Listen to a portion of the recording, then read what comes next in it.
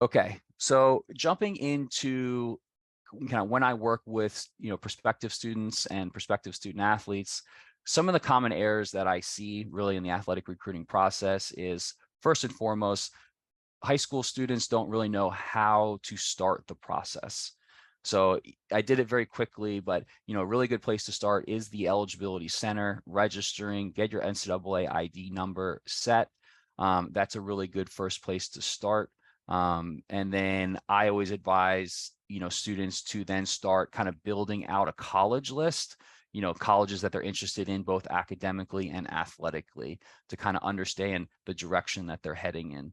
Another one is high school students usually are not really aware of the NCAA initial eligibility standards. So hopefully you viewing this webinar and kind of me going through that brief overview, you've at least seen kind of what the NCAA initial eligibility standards are. And you can kind of make sure that you are following those standards and projecting out to make sure that you're going to be eligible for competition and meeting all those marks by the end of your high school career. Another, factor in terms of common errors is students don't really know how to market themselves to coaches.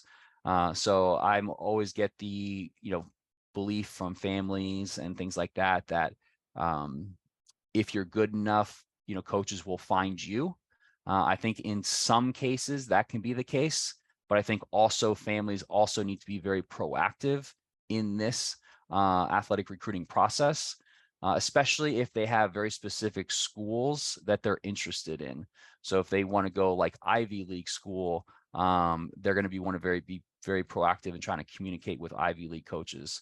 If they want to go to a smaller school that may not have the same athletic recruiting budget to travel and see, student athletes compete, I think families want to be very proactive in reaching out to those coaches as well. And then also, like we talked about here, kind of failure to initiate contact with coaches.